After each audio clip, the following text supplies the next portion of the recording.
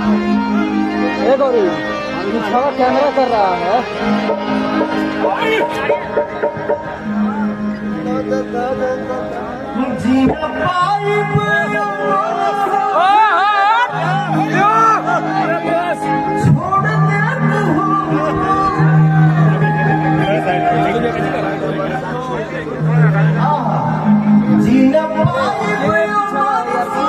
खतरा आ जाएगा।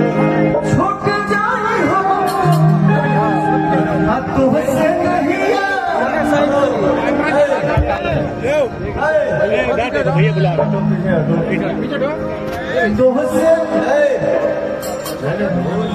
भाई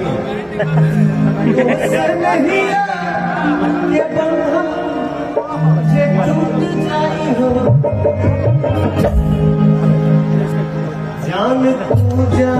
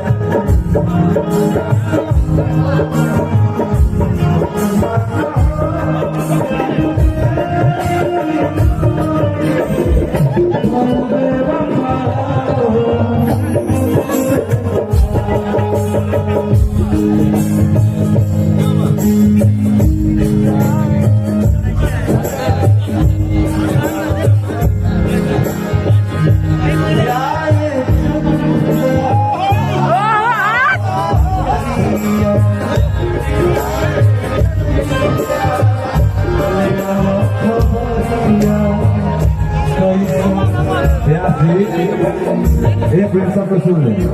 हम अपना मरना भी जानते हैं, कोई अपना मौत नहीं जानता है। हम जानते हैं कि कब मरेंगे। लेकिन सुनेंगे पहले हमारे बात सुन ले बाबा। ये धरती पर इतना लोग बात में बैठा जाने दो कोई बात नहीं। इस धरती पे कौन ऐसा जीव है जो मरने के पहले जान जाता है कि मैं जाने वाला हूँ और मेरा कितना समय है, उस हिसाब से वो जीव अपना रास्ता तय कर लेता है। बताइए, अपना दिल के बात हम बता रहे हैं, पर मेरा बात सुन लीजिए। अरे हमारा दिल के पहले सुना ना, हमको जानकारी नहीं है, हमको जानकारी नहीं है व्यास जी का। अपना हम दिल का उद्गार बता रहे हैं। पहले ना बता पाए लोग धरती पर बोका ऐसा एगो जीव होला। छोटे बाबा जी बोका के मान के होले खले बा ना भैया। बोका ही ऐसा एक जीव है, उसको पता होता है कि अब हम जाने वाले हैं और कितने दूरी पे है, वो अपने हिसाब से अपना रास्ता तय कर लेता है। लेकिन अपना दिल का एक शब्द पुकार पकड़ेंगे व्यास जी। तुम अपना बाहुन के ना छोड़ो, सुन बतिया पहले व्यास जी। हम 2 गाना पर में से एक गाना पर किसी दिन शहीद हो जाएंगे, या तो केहू दुनिया में नहीं खेल तो वाला सिवा